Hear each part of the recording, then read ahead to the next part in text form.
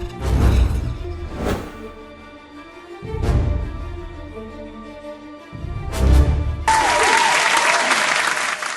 have a theory. It's about how we think. Today, what I'll do very quickly, before I sit down, is I'll tell you my theory about how we think and why we think that way. I'll tell you what I think we should change about how we think. And I will use the media, and radio in particular, as the focus of my theory. So I've been thinking for a while that, the first people who settled on the European continent, they must have had a tough time. Everywhere they looked must have been snow and ice and unforgiving conditions. They would have to run faster than the slowest rabbit in order to get food to eat. They would have to be stronger than the weakest bear so that they could get fur to stay warm. They would have to be smart. They would have to be resourceful, take advantage of all the resources around them to build shelter by nightfall, otherwise they'll freeze to death. They had to be excellent every day or die. No middle ground. Excellence or death. So I can imagine that built in them a certain sense that their survival is up to them. They have to do their best or die. And as their generations followed generations, they would have taught their children and their children's children that it's up to you. You have to outrun the rabbit. You have to be stronger than the bear. You have to be smarter than the elements in order to survive. Now, I wonder about the first people who settled in Africa. They would have probably had a very different experience. Waterfalls everywhere and fruits in the trees, and I'm sure they couldn't take 2 steps without tripping over a rabbit. All they would have to do is stretch their hand out of the cave and pluck a mango, and that's lunch. So with time, you can imagine that these people would start to take things a little bit for granted. I don't have to go out early in the morning to hunt. I can go at 4 p.m. and trip over a rabbit and have dinner. So when they sit around and it's 5 p.m., 6 p.m., and they go out and all the rabbits have scattered to their burrows, they start scratching their heads. Yeah, where am I going to get food? And then they will smell the lunch coming from their neighbor's cave. So now they want some of their neighbor's food. But how do they get it? The neighbor is not really going to understand how they are living in abundance and don't have food. So your man now has to think of the best possible excuse to get invited to the neighbor's table. So you are likely to hear things like, oh, the gods didn't smile on me today. My traps were empty. Or, oh, I tried, I I even started rearing some akonfem behind my cave, but they all flew to Burkina Faso.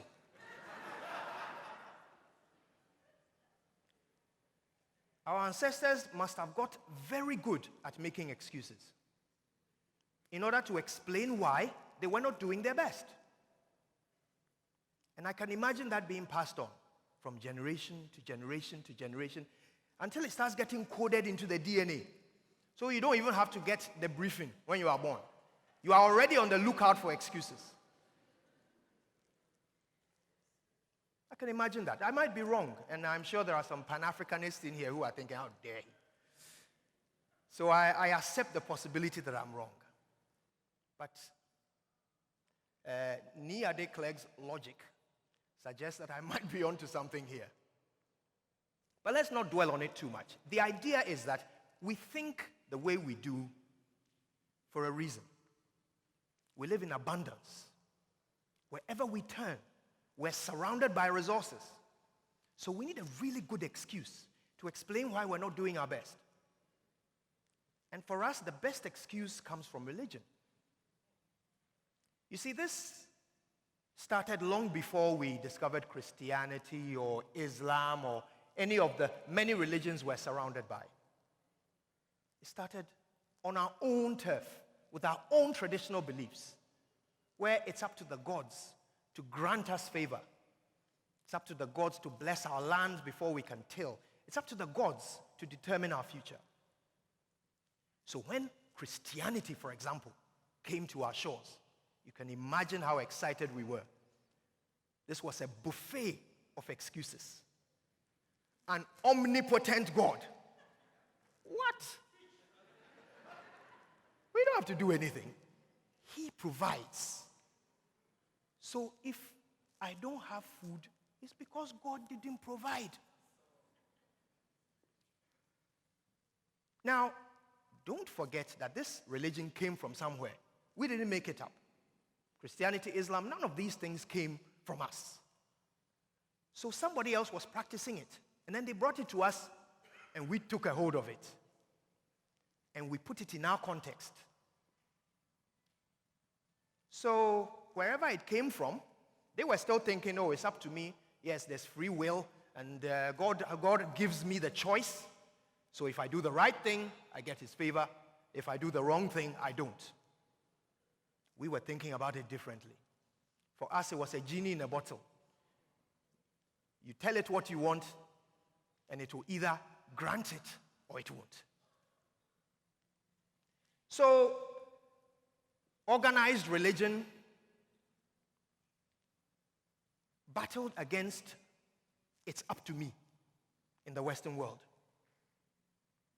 And somehow there was a middle ground found.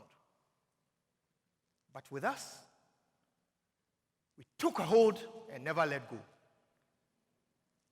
Now, why am I telling you all this about religion and all of this business? What has that got to do with the media and rethinking? You see, the media has evolved very fast in the past century. It started a very, very long time ago. I always imagine that the first example of the power of the media must have been when Moses came down from the mountain and raised the 10 Commandments and passed one message to an entire nation. That perhaps was the first example of the power of the media.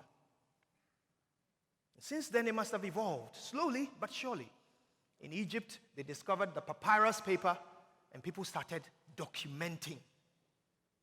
In the 1600s, somebody made a printing press. Before we knew it, we had newspapers. In the 1900s, TV and radio came along. In 1924, in America, the most amazing thing happened. Calvin Coolidge was running for president, and he gave a speech on radio. 20 million people heard every word that came out of his mouth at the same time. And all of a sudden, the world had changed. But what did the Americans do with radio? They used it to invent new ways of life. They used it to brand themselves and tell the world who they were. They said, we are Americans. We live in a house with a picket fence and a Ford in the front yard, and this is something you can achieve.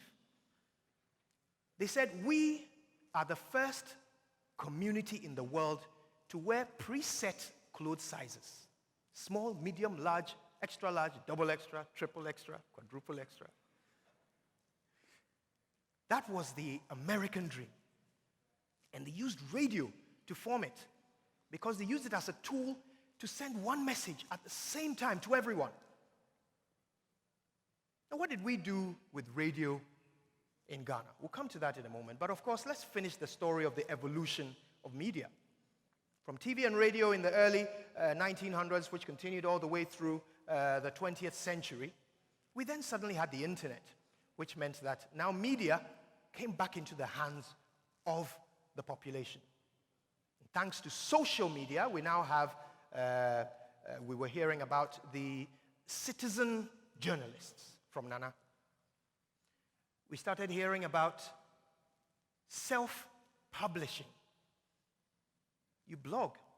So you put all your talent, your writing talent, into one medium, and you share it with the world immediately. And then, of course, reality TV came in. But the idea here was that the media was now back in the hands of the real owners, the people. What happened in Ghana? Similar. We were borrowing from what was happening in the West, taking our examples as we go. But we were not rethinking. We were not creating with the media. We were simply using the media to project what we already know. Sell medicine, preach, argue amongst each other about politics. We were not evolving.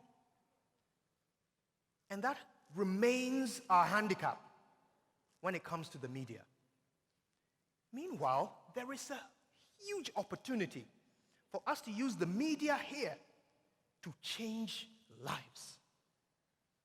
And I want to use radio as a particular example. Now, it's true that in many parts of the world, radio is dying. It's dying because there are so many alternatives that seem to do more. But there is a particular need here in our part of the world that nothing else can fulfill apart from radio.